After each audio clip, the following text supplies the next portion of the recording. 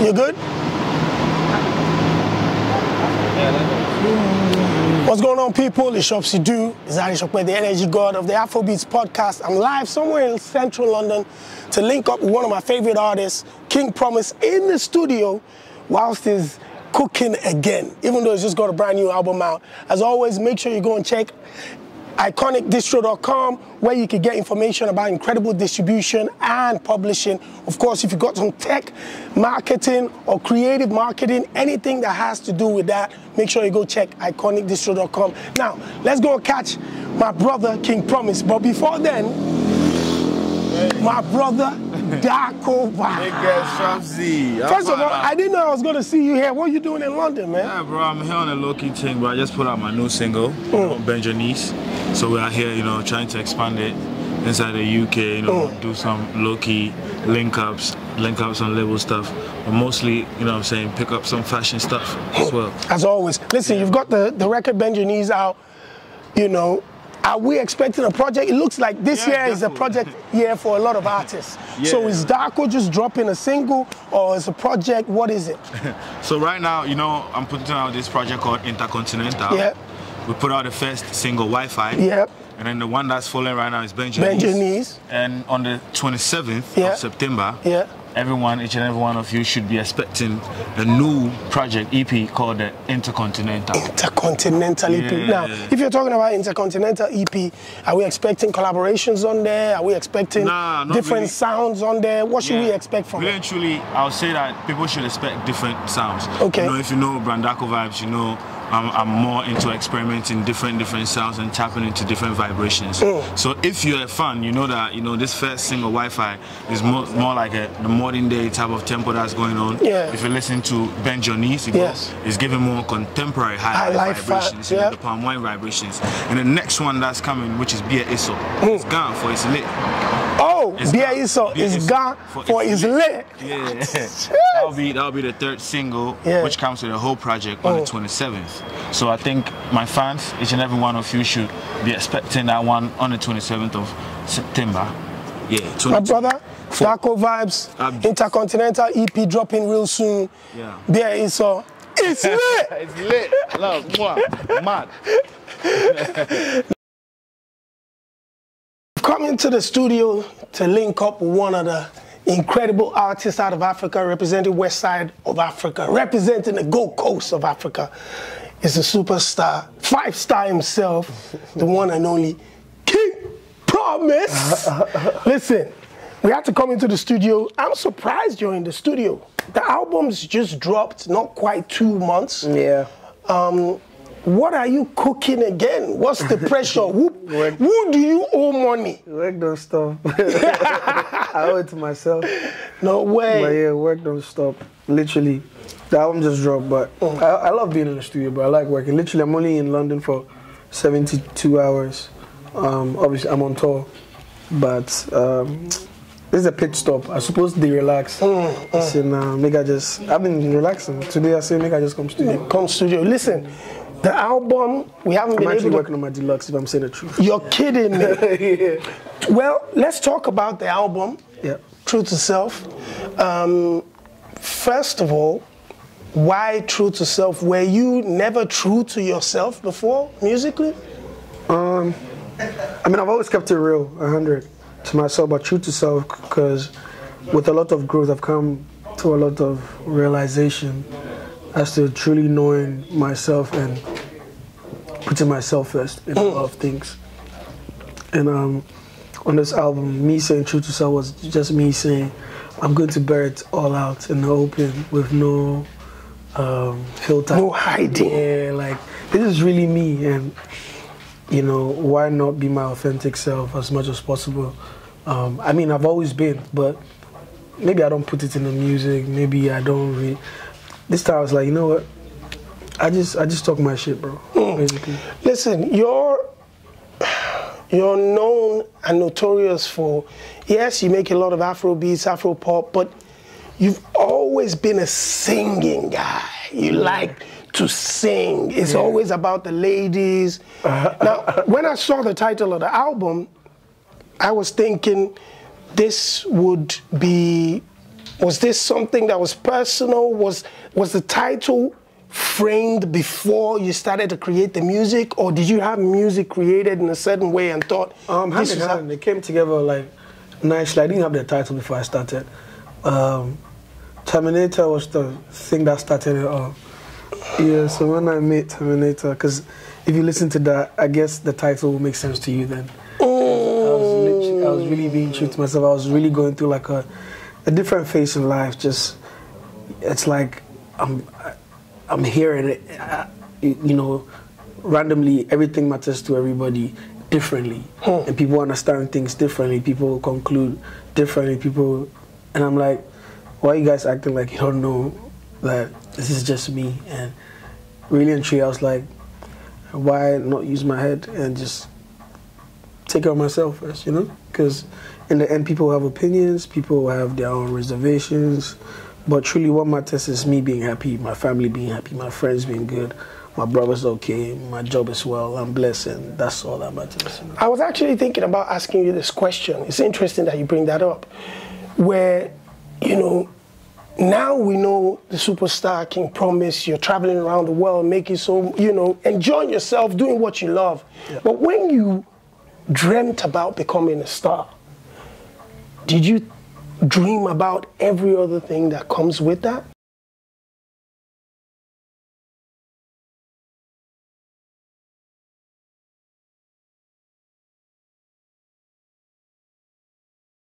I don't think anybody does. Well, I can speak for myself. It's always been about me loving music in the first place. All the other stuff just came with it. It's not something that I signed up for. I love responsibility, so the fact that it comes with it, I'm excited to do it. What about the pressure? The more successful you become, the more the expectations, the pressure. People forget you're human, you know. People forget we are human beings. Like for me, for example, from when I started, I have a very experienced team. From the start, so people like Afrobeats, etc. They like really taught me game before game. Because me, I was in school, I blew up in my last year of uni, you know. So it was like these ones, they had done it for a long time, and they put me on game. So then I didn't need no one's validation. It could never be because of what this person said. Or because it was always about me and what I love and what makes me happy, and as long as I'm not stepping on anyone's toes, you know, I'm blessed. And I'm someone who, like, I look back a lot, you know, like with regards to where I'm from and where I am today. Like, you know, if you tension me with a lot, like nothing. A lot of things that people are bothered about, I'm not. But like, just having a nice team who had experience helped me a lot. Also, my very immediate, like, family and friends are always there, but you know, I'm human. Sometimes one or two you feel a certain Facts. But it's I feel like it's just a way of life, you know. And the pressure that it comes with, I don't take it as pressure. Like I said, I like responsibility. I feel like, because really and truly, we are living lives where people wake up and they want to be like you. Facts. You know? Yeah, I want to be like you. I see you with them girls. I see you with them girls, man. Like, people pay, like, you have, like, I've had like people who were my crush when I was coming up, who, like, they'll pay to come and watch me. You know what I mean? So it's like, there's a lot that comes with it, but also, like, for me, I always see it as a blessing. Like, I'm very optimistic. Terminator, from the minute the song dropped, there was an intention behind that record, as far as what I can see on social media, where you guys either believed this song had, you know, the potential to take over the world, and you were intentional about its promotion and marketing, because you had Dance God Lloyd in the car, you had him, he was in Dubai teaching people the dance moves. It was like from the beginning. Yeah. What about that record let you guys decide that, nah, this is the record? The thing is, we've always been like ones to be super intentional, but not true to the game. Because me, I like organic stuff. Me and Dance God didn't start today. For my very first song, Oh Yeah, he was in the video. So it's something that we've both built, grown to a certain level where now I'm super proud of him and what he's doing. And you know, I'm at a point in life where, you know, you understand me or not? You understand me or not? I'm okay. All right, sorry. I couldn't let that go. I couldn't let that go. Yeah, no, literally, I was at that point where, you know, whenever I heard the song, as much as it's speaking a lot of like sense and knowledge, whatever, it felt like it's a record I wanted to dance to, you know? And I just called my boy. I'm like, yo, come home, I have this thing. So he comes and we just, you know, just put it together, and that's it. Like, we literally, I just really felt the record because it was, in that moment, I was feeling that way. Like, I was really at that point in life when I said, I'm at a point in life, if you understand me or not misunderstand, I'm okay. I'm okay. Because if you think I'm wrong, as long as it's, you know, what I want and I'm not stepping on no one's toes, I'm okay. Because in the end, we are all like sinners. Like, who are you to judge, you know? I didn't want you to just gloss over the Asia thing. You know, that's big. Do you understand? Yes, 100%. you know, we've had moments or whatever, but to actually see you travel to different cities in Asia and have thousands of people come out the way they did for you, and you're basically touring Asia. Yeah, we saw Rema, but we've also seen you touch these other incredible places. What was that feeling like? First, when the phone rang to say there's bookings in not only one city, 2 countries, 3 countries, 4 countries in Asia. What was that like? Amazing. And then experiencing it? Amazing. For that Asia bit, I was very intentional because I seen on TikTok that it had gone off. I think I even tagged you a couple videos too. Yeah, I saw that it had gone in off. a club in like Malaysia or something. Yeah, it was somewhere. So I realized it had gone off, and I seen one guy, maybe 2 or 3, just championing the whole dance and everything. And I just sent him a DM on TikTok. I'm like, oh, love, I see what you're doing. And then I started looking around like, who are the best promoters in Asia? Like, I actually done it. And I sent the guy a message. And then he said, like, oh, we want you here. There's this guy. So I just shipped them off to my management. I love that. So I'm just there, and then they come like, oh, we're going for Asia. Deal's done. Yeah. And yeah, man, it really was amazing. I didn't expect it that way. Obviously, I knew, like I said, I'd go off, but then I never know what to expect. So we got there from even jumping on the flight. You know, the connecting flight from Qatar to Singapore. Yeah. Like, the whole crew knew I had a show in Qatar that night. And, you know, even in my seat, everyone just, the special treatment till I landed. And, you know, we did sound check, and then I'm like... I saw the hotel, too. The hotel looked crazy. Yeah, man. We did jump live. It was good. It was good, and then from there we went to Bali, and that was the maddest one. Yeah, Bali for me, that's crazy. Yeah, that was like almost like 5,000 cap, and it was just sold out. And you know, went to Jakarta as well, the capital of Indonesia. That was amazing. I mean, now we're going back. We're doing Bahrain, Japan, Kuala Lumpur. Wow. And I'm doing like an Australian run as well. I'm even yet to announce London and America. No, London is a must. You know what I mean? Oh, 10,000%. Listen, London is almost like Accra, bro. You don't do London, it's like, what are you doing? We want to have a word with management. We want to know what's going on. Exactly. No, I haven't done London since 2022, so I'm really like excited about that. But we have like 15 more dates to go before we, you know, announce all those other dates. Maybe even before we announce them. But yeah, like Asia is a run I'll never ever forget in my life because they really took the music personal. As if they're from where I'm from, and they really felt like they were in my shoes because they sang the songs with passion. And you think, oh, maybe they're not Terminator, you know, and then you go and they sing in Paris. Like, Paris is way bigger than what Terminator is right now in Asia. And then they sing Perfect Combi, and then they sing this, that, man. Okay, why didn't we come here before, you know? You know what I mean? And it's something that we don't see, but like African music has really traveled globally to the extent where it's like woe betide you who do not see how big the potential. Exactly. Like, I'm sorry for you. Absolutely. Like, I'm now thinking, for you now, you've dropped albums, you've gone on incredible runs in America and Europe. Now you're on another incredible run going into Europe, going into Asia. You dropped a fantastic album. I love the selection of the collaborators on there, from Gabsy to Last Mead, Ladipo, Fave. You know, I like the mixture of the sounds on there. It's music, bro. Like, I don't just do collaborations because of names. It was musically inclined. Like, these are people I'm a fan of, people I wanted to make music with. Listen, I'm going to tell you this, man. The first time I listened to that album, So when the album was out, I hadn't settled down to listen to it. Shout out my brother Kill Beats, he's on my tail, crazy. Yeah, that's your guy. That's my, like, he don't play. He hit me up. He's like, bro, have you listened to the album? I said, I haven't sat down and said, listen, forget, just go sit down now. So I just went to sit down, I listened to the whole album. Everything going crazy, and then it touched into the Paranoid record. Oh, yeah. That's special.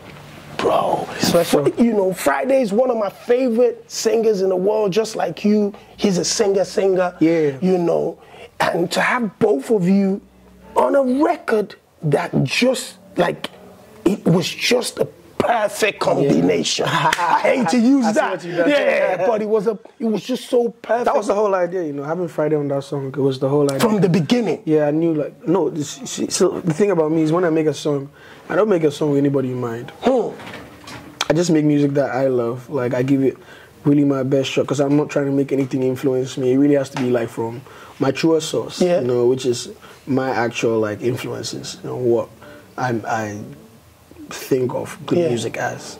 So when I finish, I would think, say, okay, this person could complement this or that. So when it got to Paranoid, because it was just by myself, I had like 2 verses, hook, everything. But I was like, not that I was, I'm still really rocking with Friday's music. So I told my team, like, I think Friday will really kill this, you know. I think, because I think he's, like you said, he's an artist. Like, he's a singer. It's just like me. So kind of like, I feel like it will be the best compliment. And they reached out. Yeah, they came back real fast. They loved it. Then it was time for recording, you know. Then finally he sends it over. It took a little while. And he said, he's like, bro, I had to take my time because I really loved the record. And, yeah, and that was it. Just, he really complimented the record so well. And just like anybody else, like Fav, when we made Permission Granted, she came to Ghana. We were just in the studio, I was playing a few records. She said, like, I like this one. I'm like, yeah, let's do it. Let's do it. You know what I mean? And maybe the only records that I made with people in mind are the ones I made with in the studio. You know? So those are different. Like when I made 945, Ladipo was there. Oh, yeah. Wow. And then I added Last Minute later because like I really like Last Minute. And when I made like Favorite Story, that I made alone. Yeah, I made it in London. Then I went back to Ghana. And then I felt like he needed something. And, you know, I called up Sark. It's like, I called him Sark. It's like, you know, you reeled out the lion. It's like you pulled a lion from the cage and put him on a microphone. I got one for you. Yeah. And then he was like, you'll send it over. That's the fastest record I got back from him. I sent it to him.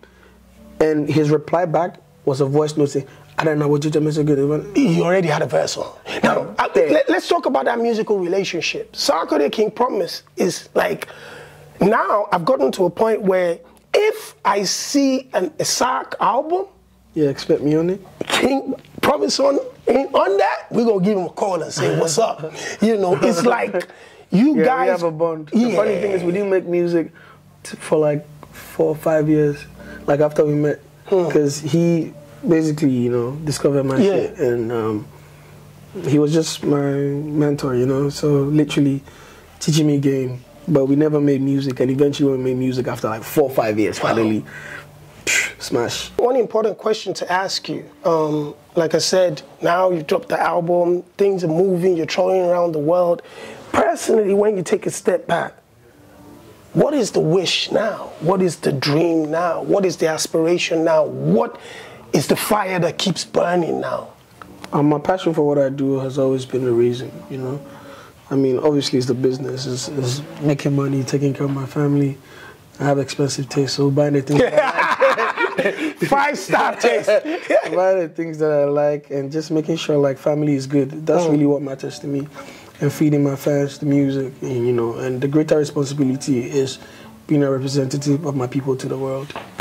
Yeah, so it's basically Ghana to the world, but it's Africa to the world in general, and it's a big responsibility I don't take lightly. Like, you know, many are called, but few are chosen, and it's not something that I sleep on just because, you know, I put a show out and, you know, it gets sold out, or these people put me #1 or I won these awards. I really don't care about those ones. Like, what I really care about is being in front of the people, making sure they're happy, and actually putting music out that that really means something to the culture, because there's not a lot of us that get to make it. Like even for me, my friends, like where I grew up from, so many people had dreams. Exactly, and then you know you can't be a special one, and then I feel like everyone's special, but you know how people put it. Yeah. But I can't be given this responsibility and I'll sleep on it. You are one of the few Ghanaians that's also partly Nigerian, basically, because of your fan base and your relationship with Nigeria. When Ghana and Nigeria get into their monthly tussle, because there's always a monthly beef. If it's not football, if it's how do you handle that when your people they have their monthly food? It's friendly banter. It's really, you know, even brothers and sisters, they fight for us. You know what I mean? So like those kind of fights, they see them say, you know what to me, you know, it'd be nice, it'd be aesthetic. Yeah, exciting. I mean, I like a little violence, but I'm not violent. You know, I just like it because it's just stirring things up. It's beautiful, and I feel like just it complements each other because you go, we go. You see what, like I see what, like I say, burnish them. Yeah.